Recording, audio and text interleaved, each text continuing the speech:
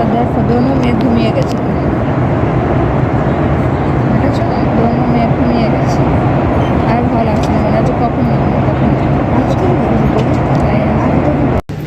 তো দেখো এখন আমি নেমে গেছি, এখন যাচ্ছি মেয়েকে ব্যাগ কালেক্ট করতে। অনেক কষ্টে জার্নি হয়েছে, মেয়েকে করে নিয়ে একদম শান্ত নয়।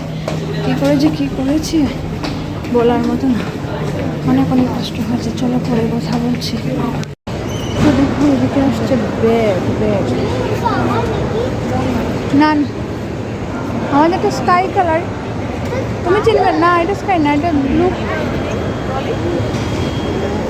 তো দেখো আমাদের আরও একটা ট্রলি আসছে, অনেকটা ব্যাগ না, তো ঘুরে ঘুরে আসতে অনেক টাইম লাগছে, ভালো লাগছে না। কখন গিয়ে আসছে ঘরে পৌঁছে ফ্রেশ হবো, আর কিছু ভালো লাগছে। তো দেখো আমরা বেরিয়ে গেছি এয়ারপোর্ট থেকে, লাগেজ।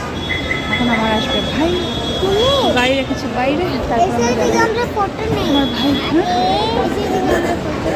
ফটো নেবে, দাঁড়া চলো ভাই আসো, তারপর আমরা বেরোবো।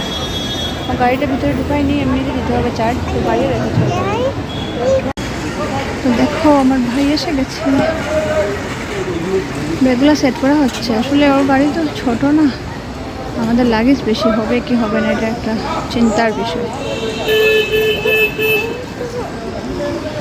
চলো, অনেক গরম বাবা, বেঙ্গালুরু গরম, বাট এখানে গরম বলার মতো না, অনেক গরম, অনেক গরম হয়।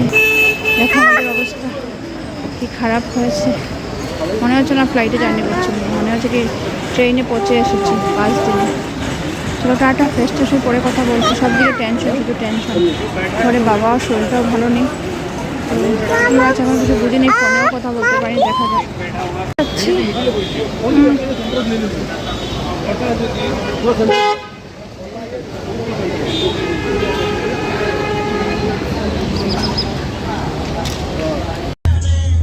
বাবা এখানে এত গরম রে বাবা। দেখো গাড়িতে বসে এসি চালিয়ে দিয়েছে, অল্প একটু ভালো লাগছে। তো এখন গিয়ে ফ্রেশ ট্রেশ হবো, তারপর আরও বেশি ভালো লাগবে। তারপর টাইম লাগবে, অনেকটা দূরে তো না আমার ঘর থেকে এয়ারপোর্ট। তো যাই, চলো। জার্নিটা হয়েছে, ফ্লাইটে জার্নি করে মনে হচ্ছে না, অনেক ক্লান্ত হয়ে গেছে। তো দেখো বন্ধুরা, এসে গেছি ভাইয়ের ঘরে। ব্যাগ দেখো আমাদের কত লাগে, দেখেছো? এসে গেছি, সবাই ভিতরে রুমে। এদিকে আরো রুম আছে, ব্যালকনি।